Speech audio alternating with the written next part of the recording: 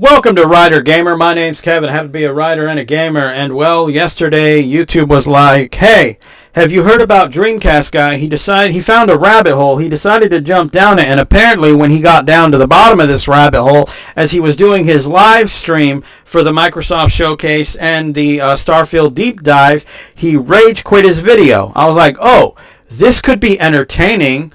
I'm going to see if I can find it because I could use a laugh. Well, obviously, I did not find that video. And I kind of jumped down my own rabbit hole, so here we are. Laugh out loud. People mad that I said StarField should be 60 frames a second on a $500 console. Keep defending unfinished games, bro. Bro, you defend unfinished games every time you buy one in this modern age. All the way back to the PlayStation and 360 era.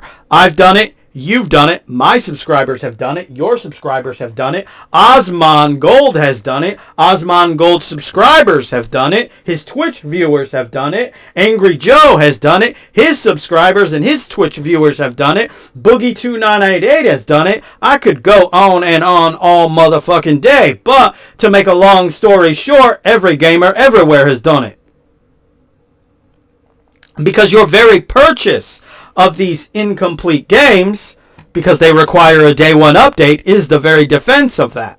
And I'm not really sure where he was going with 60 frames a second somehow means that it's an unfinished game. I mean, unless you have proof and you were trying to correlate that with the proof that, hey, this is what they said, they lied to us, then your argument would be better. End of the day, DreamcastGuy, citation matters. Anyway, so I did come across these other two clips of DreamcastGuy. This was during his live stream of Microsoft / StarField. 1,000 planets for you to visit. Oh man, 1,000 empty worlds. Look at these great empty worlds. Breaking ground on new planets, exploring every inch of a mostly untouched galaxy. And mostly untouched galaxy means empty planets. Awe and wonder. Sometimes. So I just want to point out, DreamcastGuy, if you're going to sit there and you're going to describe something, even in a live video, it's not that hard to expand upon why you feel that way and why you think that way. Let me give you an example. Because I've used this same term, it's an empty world, with other games. Recently, I was playing Final Fantasy 16, the demo. When you enter the castle, I happened to look around, and I was like, man, this throne room is objectively way fucking bigger than it needs to be. In fact, it feels empty. And that's why it feels empty, because it's objectively too big, or the design of it doesn't make any inherent sense. And then when I looked further into the castle, it was like, you enter through the front door, there's the throne room. Then you have two rooms on the side where the throne is that go upstairs along these corridor hallways that lead down hallways straight to royal bedrooms. That is like whoever designed the security for that castle should be fired. The greater point here is that if you're going to lay claim to something, you can actually, expand upon why you feel that way other than, well, honestly, seeming like you're just being a douchebag to be a douchebag. Because, I mean, even though the game hasn't come out yet, because that would be an objective criticism towards you, is that you're criticizing something without even objectively seeing it and playing it outside of basically recorded video footage. I look at No Man's Sky and I'm like, No Man's Sky feels empty to me. Here's why I say that. The game's scale is way too big for what it actually needs to be. It's an entire fucking universe with, multiple galaxies, quadrillion or whatever many planets, but it has limited graphical resources to generate these planets, to generate the moons, to even generate the animals that inhabit many of these planets. And that is the biggest problem, is because it doesn't take you very long to discover everything there is to discover in No Man's Sky. I remember articles coming out talking about how it was going to take people years and years and years and centuries, and it's like, no, you're objectively wrong, and that's because of the limitations of the game. The graphical resources and the scope of the game itself was objectively too big. You see, it's all about not just blatantly being like, this is fucking empty, this sucks dick. explain yourself. That, helps. A little fear. We're giving you a massive playground and a ton of toys, and just setting you free. Somebody just super chatted and said, "This is why Phil Spencer admits that Sony is better." Something were to tell me that if Osmond Gold had someone in his comments say that, he probably would correct them and say that, well, Phil Spencer said that about both PlayStation and Nintendo, not just PlayStation. Which, that right there, that little statement, kind of makes me... I see why people are calling you a Sony pony. Because you literally just gave you just allowed one side of a thought, an idea, when in reality there was more to it. There was another side to that story. There was more context outside of, oh, this is why PlayStation is better than Xbox. And then, of course, there's also this video. Take a video real quick saying the Xbox showcase was wet dog shit getting sucked out of a nun's asshole. Hold that thought for a second. Okay, nobody get offended. It's time to discuss. The moment you have to detract from the content of your video to announce to your viewers, hey, don't get offended. Besides the fact that, in my opinion, you lose all validity for your own opinion. You've lost the argument at that point. Because, the funny thing is, this has nothing to do with even this video here himself, where he's giving his thoughts and opinions. And it has everything to do from the context of just these two short clips.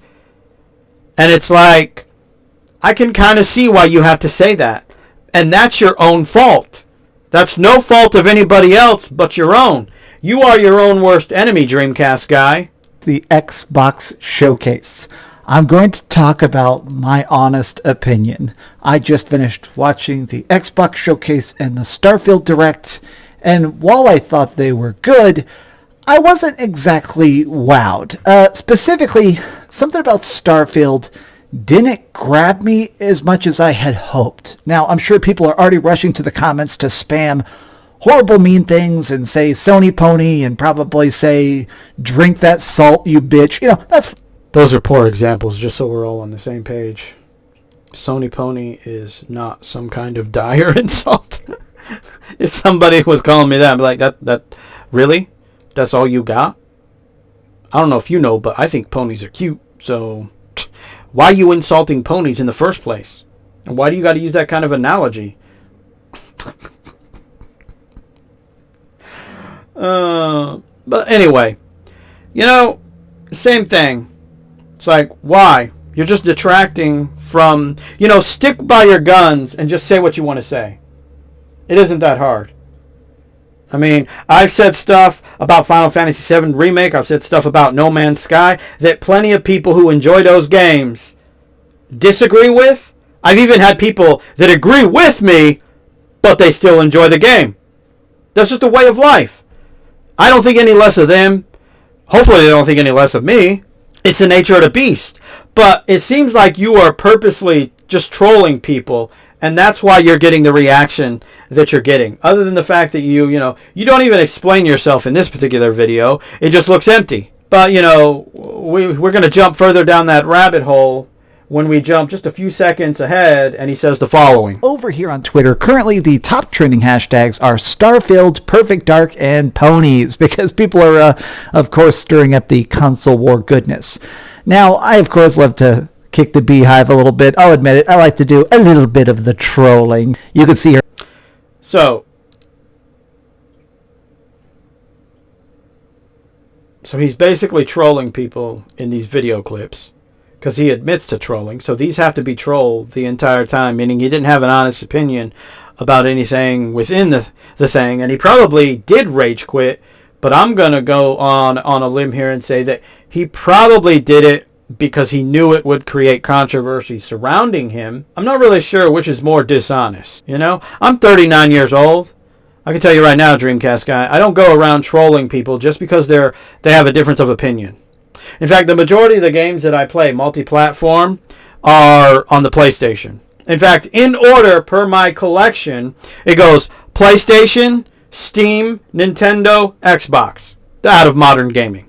And yeah, I mean, You are your own worst enemy at this point. Everything that is happening to you is your own fault. Knowing what you said here, like if I was subscribed to you, I would unsubscribe. I wouldn't be like those people announcing it. I think that's just as fucking dumb.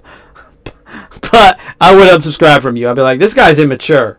He needs to grow up a little. Because, you know, people can have a difference of opinion and still enjoy gaming as a whole. There's plenty of people that buy microtransactions. I think they're complete fucking douchebags. But at the end of the day, it is what it is. You are what you make yourself, especially on the internet.